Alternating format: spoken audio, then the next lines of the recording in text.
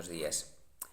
Continuamos el relato de la Guerra Civil Española en tiempo real, de nuevo continuando por tercera semana consecutiva con la decisiva batalla de Madrid. Esta semana corresponde a la del 15 al 21 de noviembre de 1936 y de nuevo, dada la intensidad e importancia de los combates por la capital, iré repasando los acontecimientos día por día. Estábamos con que el 14 de noviembre las fuerzas sublevadas franquistas habían llegado al río Manzanares, a la altura del puente de los franceses y a la altura en la zona occidental y a la altura del barrio de Usera por la zona sur. Sin embargo, no habían podido cruzar el río. Su principal eje de avance era el sector occidental, pero debido a que el general Miaja conocía los planes del enemigo, había reforzado duramente ese sector y las fuerzas republicanas llevaban 6 días resistiendo con éxito en el puente de los franceses y algunos sectores de la Casa de Campo. Sin embargo, el 15 de noviembre la situación cambia.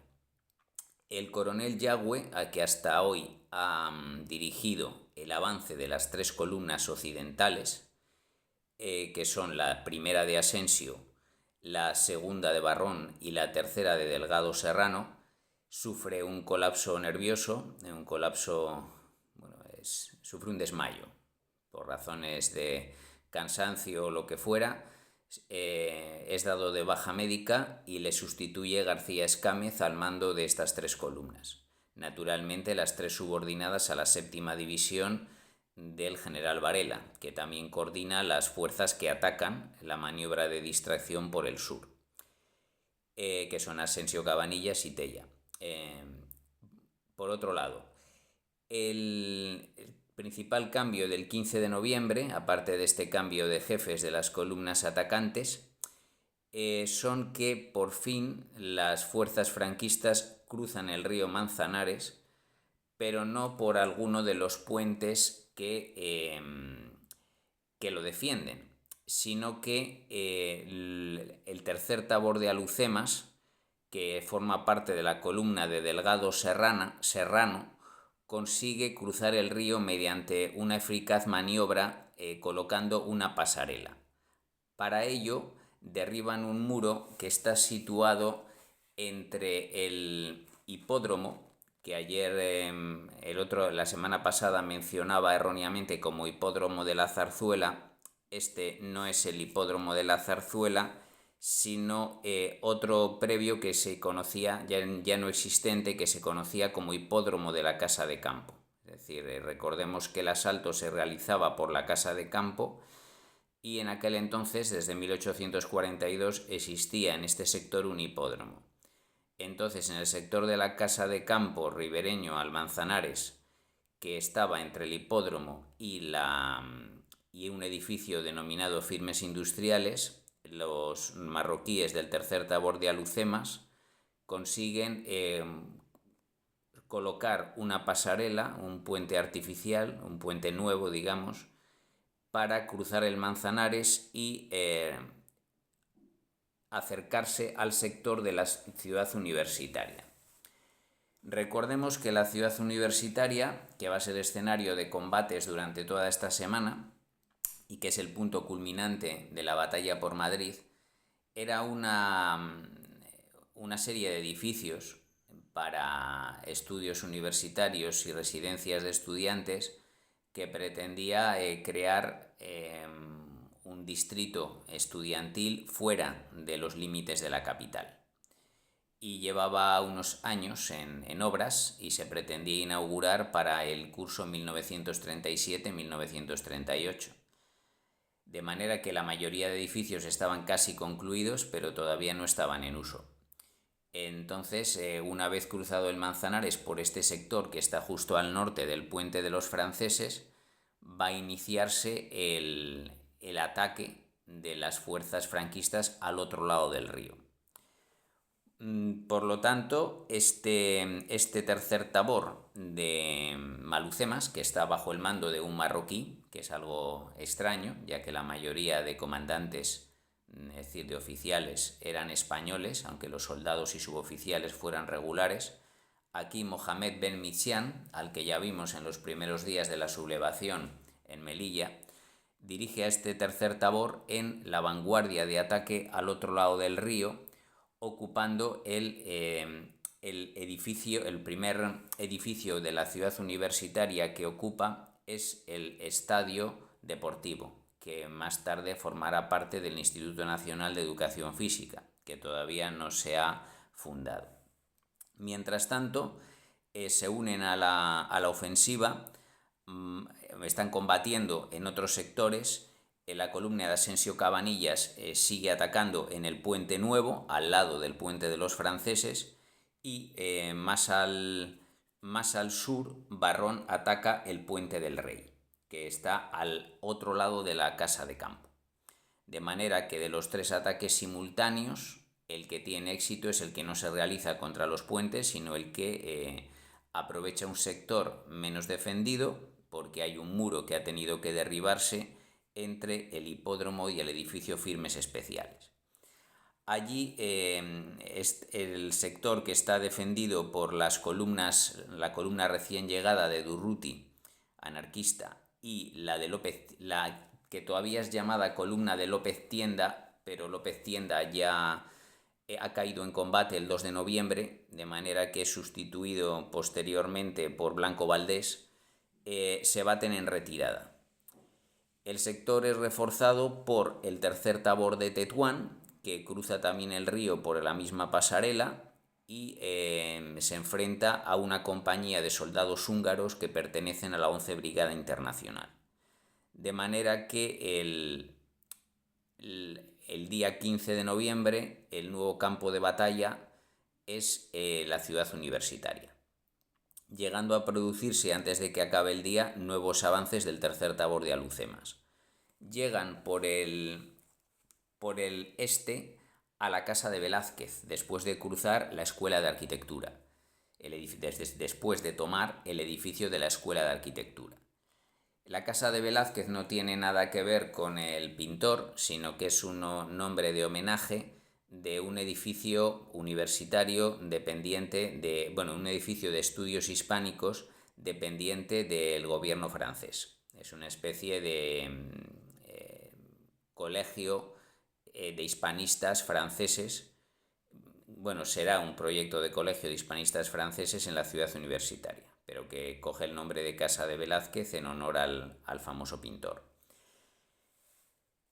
Mientras tanto, al caer el frente por el sector del Manzanares, es decir, viendo que ya dos tabores enemigos han cruzado a la ciudad universitaria y están amenazando de flanqueo a los defensores del Puente de los Franceses y el Puente Nuevo, el alto mando republicano ordena que se vuele el Puente de los Franceses y también el Puente de Galicia, que está más al norte, dirección carretera de La Coruña, frente al Club de Campo, que es una zona también escenario de combates. Por lo tanto, el 15 de noviembre la principal novedad es que las fuerzas sublevadas, ahora bajo el mando de García Escámez en ese sector, cruzan el río Manzanares, algo que llevaban una semana intentando sin éxito. El 16 de noviembre, naturalmente, esta irrupción de las fuerzas franquistas al otro lado del río provoca que los republicanos refuercen el sector. El 16 de noviembre ordenan que la 12 Brigada Internacional, que está combatiendo al sur de la ciudad, en el sector de Villaverde, sea destacada al sector de la ciudad universitaria, reforzando a su hermana la 11 Brigada. Sin embargo, no llegarán hasta el 17 de noviembre. Este día, me refiero al 16, los franquistas siguen avanzando cuando Asensio Cabanillas se une a la ofensiva de Delgado Serrano, es decir, ya son dos las columnas que han cruzado el Manzanares por esa pasarela entre el hipódromo y el edificio Firmes Especiales, y la columna de Asensio Cabanillas se dirige hacia el norte de la ciudad universitaria tomando un edificio conocido como el Palacete. Forma parte de una finca real, de ahí lo de Palacete, que no es parte de la ciudad universitaria pero es vecina a ella por el norte, y que posteriormente será el Palacio de la Moncloa. El Palacete real, que quedará destruido en estos combates que estoy mencionando, se reedificará en 1977 para dar lugar al Palacio de la Moncloa, actual residencia del presidente del Gobierno de España.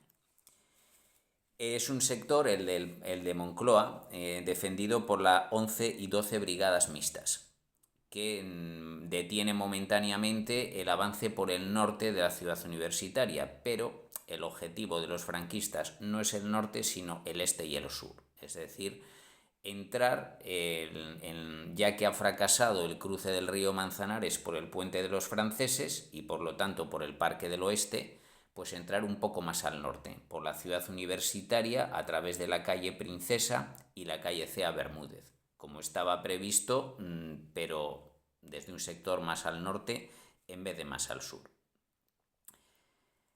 De esta manera, el 17 de noviembre, como hemos dicho, llega la 12 Brigada Internacional al frente de la ciudad universitaria y se enfrenta a la columna de Asensio Cabanillas, que ha entrado en fuerza por ese sector. Asensio Cabanillas dirige a los tabores de Tetuán primero y segundo y a la sexta bandera de la Legión, que consiguen avanzar por la zona central de la ciudad universitaria, tomando el asilo de Santa Cristina, edificio ya desaparecido, y el Hospital Clínico de San Carlos. Para ello han continuado el avance de Delgado Serrano desde la Casa de Velázquez, cruzando la carretera de La Coruña, tomando la Escuela de Ingenieros Agrónomos y el asilo que mencionaba, el asilo de Santa Cristina, hoy día es la Escuela Superior de Ingenieros Aeronáuticos. Todo ello en la ciudad universitaria. Y finalmente, como mencionaba, hoy mismo llegan al Hospital Clínico, edificio de gran tamaño, numerosas habitaciones, por el que se combate casa por casa, no, piso por piso y habitación por habitación, contra la columna de Urruti y la 11 Brigada Internacional. Este hospital clínico es decisivo porque ahí termina la ciudad universitaria por el este, es decir, los franquistas en apenas 48 horas han tomado los principales edificios del centro de la ciudad universitaria, y si toman el hospital clínico, lo siguiente ya es la plaza de Cristo Rey, que les colocará en el barrio de Chamberí. Por lo tanto, este hospital es escenario de duros combates por su decisiva importancia. Mientras Asensio lucha contra Durruti y Clever en el Hospital Clínico, la columna Delgado Serrano, que ha sido la primera en cruzar el río, está formada por el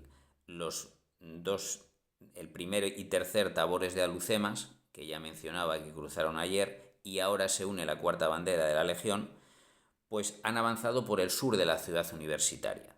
Consiguen tomar el 17 de noviembre la residencia de estudiantes, la Fundación del Amo, que también iba a ser destinada a residencia de estudiantes, y el Instituto Nacional de Salud.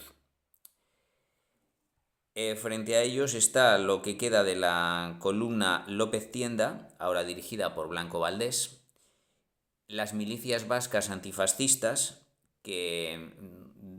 cuyo jefe va a resultar herido el 18 de noviembre y será sustituido por Antonio Ortega, de manera que en la mayoría de fuentes las milicias vascas antifascistas, que están creadas por vascos residentes en Madrid, aparecen como dirigidas por el coronel Ortega. Ortega ya le vimos como gobernador civil de Guipúzcoa, y defensor de esta provincia, sin éxito, frente a las tropas sublevadas del coronel Beorlegui. al producirse la creación del gobierno vasco ya y haberse perdido la provincia de Guipúzcoa, no tiene utilidad como gobernador civil de Guipúzcoa y por lo tanto se traslada al frente de Madrid y ocupará el mando de las milicias. De manera que aunque tendrá el mando realmente a partir del 18 de noviembre, aparece como el líder de las milicias. Defiende este sector de sur de la ciudad universitaria frente a la columna Delgado Serrano, junto con la columna López Tienda, aunque ya este líder ha fallecido, y la cuarta brigada mixta.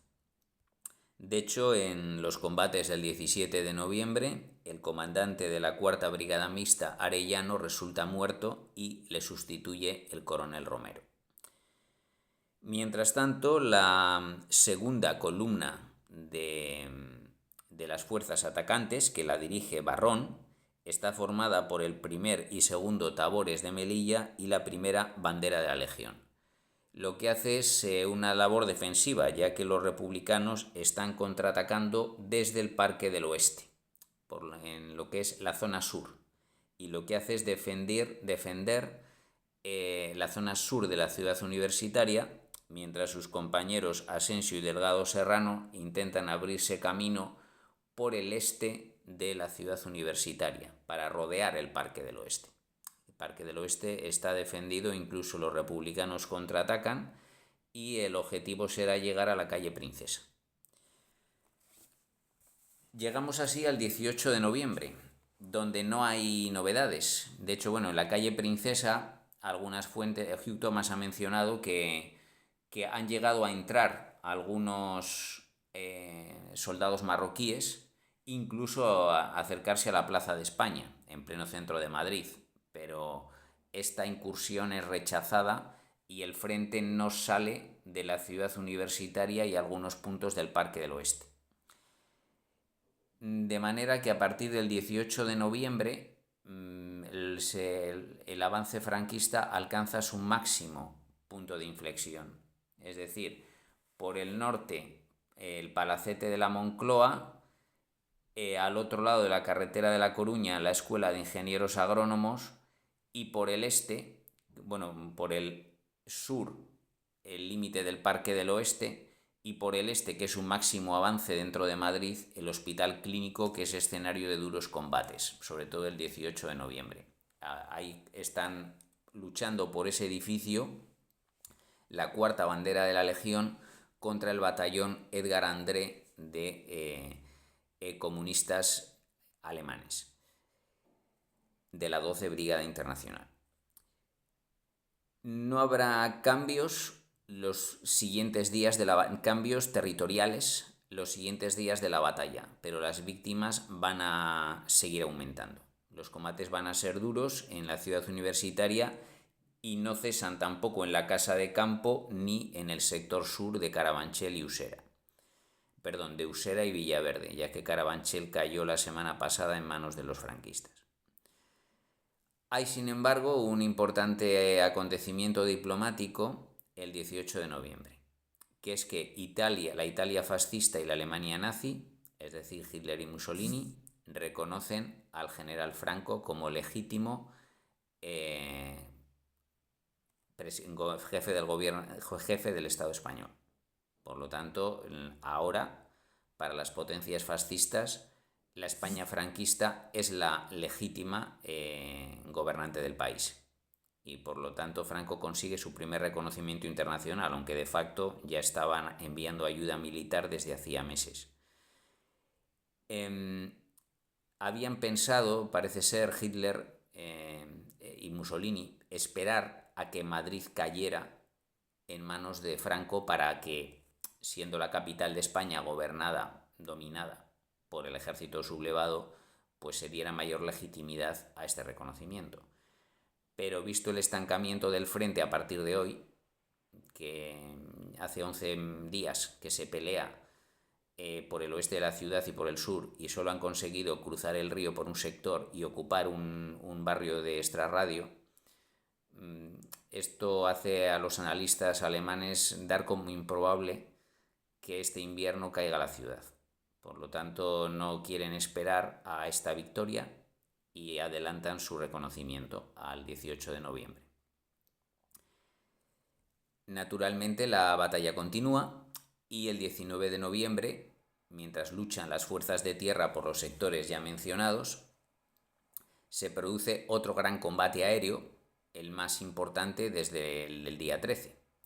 Aquí tendrá lugar principalmente en la zona este y es un ataque de 32 bombarderos alemanes e italianos contra 3 sectores: el Parque del Retiro, donde hay fuerzas de artillería; la Plaza de las Cibeles, donde hay 3 ministerios, el de Guerra, el de Marina y el de Comunicaciones; y la Puerta del Sol, donde se encuentra el Ministerio de la Gobernación.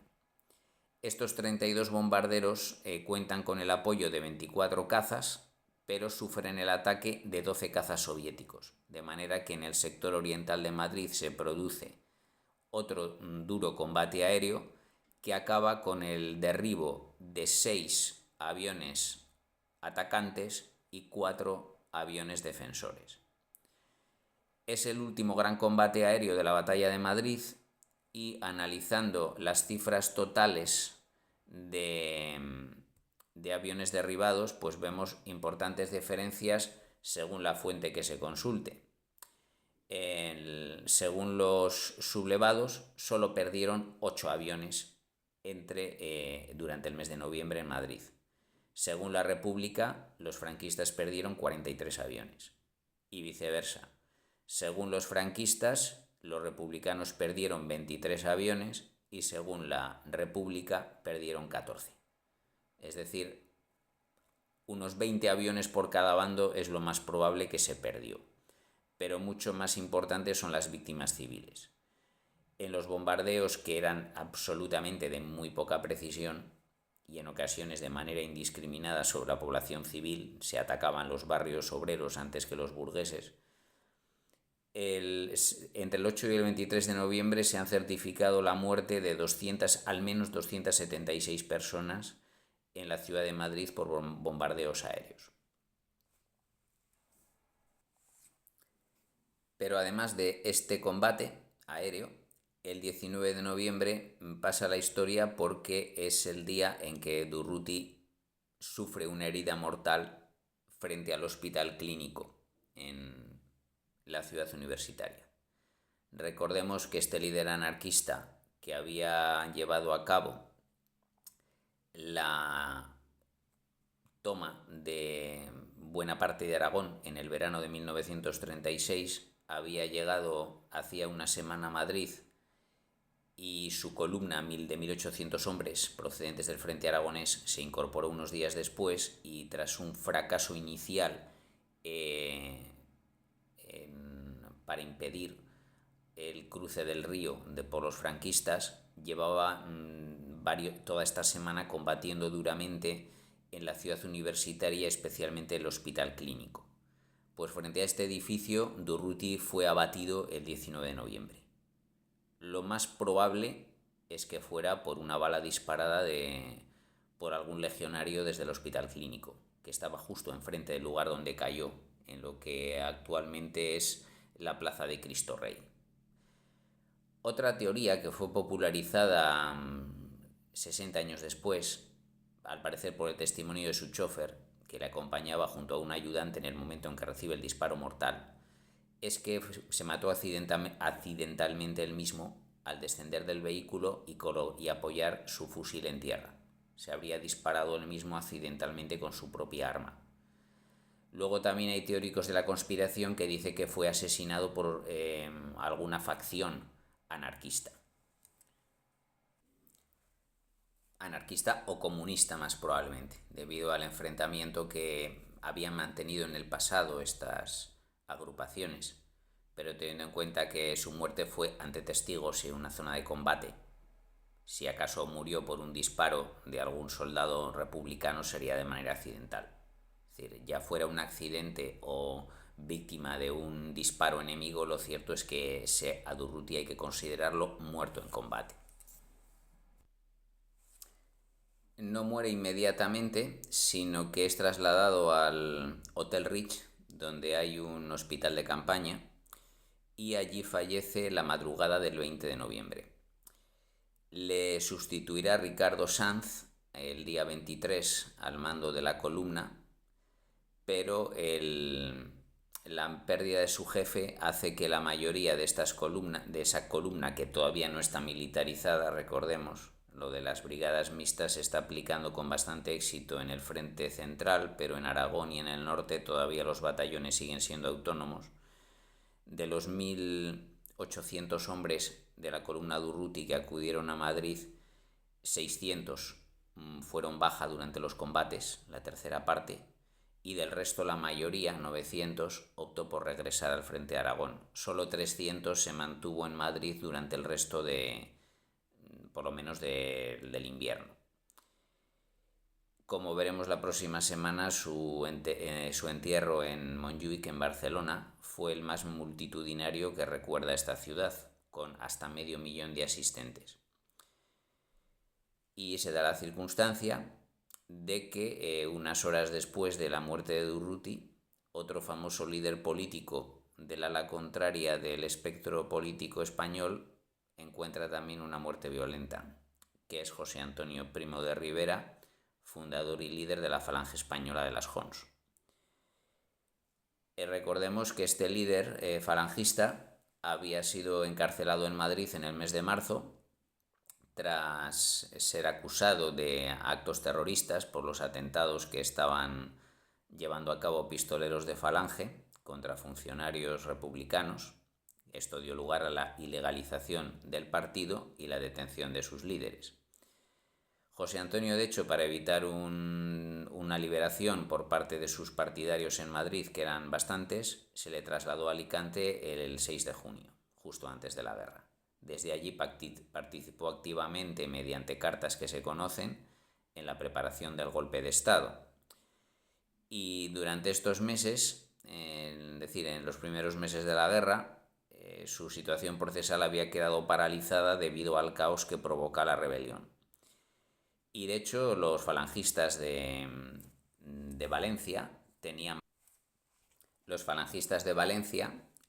planes para la liberación de José Antonio justo antes de la guerra, pero estos planes quedaron abortados al producirse el fracaso del alzamiento en esta provincia, y de hecho un pequeño comando de falangista de la provincia valenciana fue interceptado por los guardias de asalto en los primeros días de la guerra, cuando intentaban dirigirse a la prisión de Alicante. Ante este intento fallido de los primeros días de la guerra, hubo varias posibilidades para evitar el procesamiento y ejecución de José Antonio. El intento de los falangistas valencianos acabó violentamente, siendo abatidos por los guardias de asalto según se dirigían a la prisión, pero hubo planes que no pasaron de proyectos, contando incluso con la colaboración del cónsul alemán en Alicante. Se trataba de sobornar a los guardias, pagar un dinero para que los anarquistas que defendían, o los guardias de asalto que defendían, que controlaban la prisión, dejaran salir al preso. De hecho, los primeros días el director de la prisión de Alicante había sido muy liberal, permitiendo visitas familiares y de correligionarios a José Antonio. Después quedó en aislamiento total, y de hecho el director de la prisión alicantina acabó siendo fusilado en Madrid por estas simpatías hacia el preso. A medida que la guerra se alargaba, se empeoraron las condiciones de la prisión para José Antonio, aumentó la seguridad, por lo tanto un asalto violento era impensable, estando Alicante a cientos de kilómetros del frente, aunque hubo planes que no pasaron de proyecto, de hacer un desembarco de falangistas en Alicante que asaltara la ciudad y la prisión, pero era inviable. Era mejor la vía del soborno, pero no se reunió ni dinero ni a nadie dispuesto a ser sobornado para liberar al preso. En las circunstancias de la guerra, aquel que colaborara con una evasión de José Antonio iba a ser fusilado, de manera que difícilmente la vía del soborno iba a funcionar. tenía más posibilidades el proyecto del canje, es decir, cambiar a José Antonio por algún preso relevante del otro lado.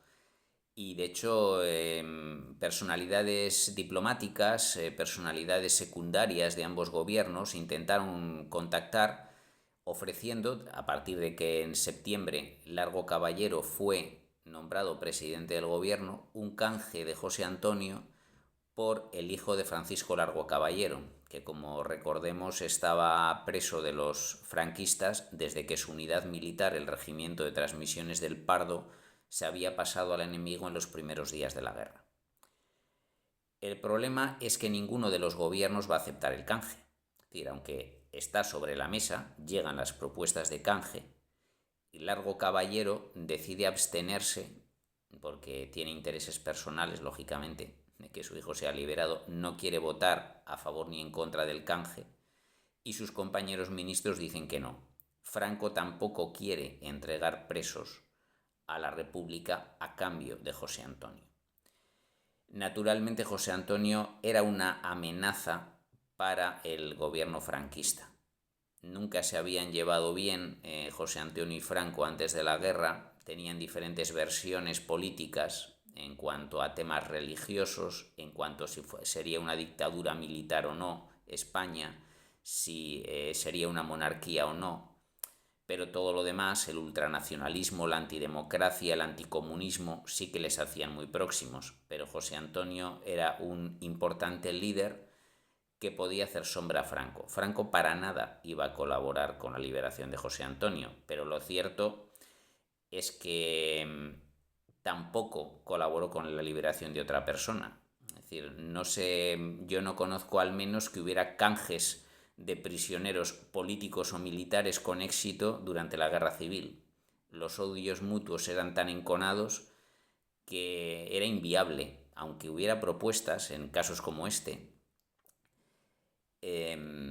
No, ninguno de los gobiernos quería soltar a los presos políticos importantes, ni siquiera a los secundarios.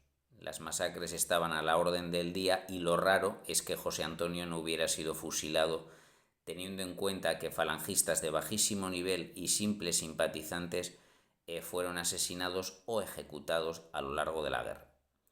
Por lo tanto, toda teoría de la conspiración de que Franco pudo salvar a José Antonio y no quiso, no es cierta. Lo único cierto es que le vino muy bien a Franco la muerte de José Antonio, pero aunque hubiera querido, no le habría podido salvar porque el gobierno republicano tampoco estaba a favor de ello. También la duda que hay es si pudo el gobierno republicano haberle concedido el indulto. Es poco probable, porque de hecho el procesamiento de José Antonio no fue una ejecución extrajudicial, sino fue un proceso legal dentro de lo que es la guerra civil. Es decir, como tenía ya la condena previa por terrorismo y ahora se le añade una nueva por conspiración debido a haber colaborado en el golpe de Estado del 18 de julio. Entonces, por ese motivo, empieza un procesamiento a primeros de octubre que llevará el Tribunal Popular de Alicante y que la vista oral tendrá lugar el 16 y 17 de noviembre de 1936.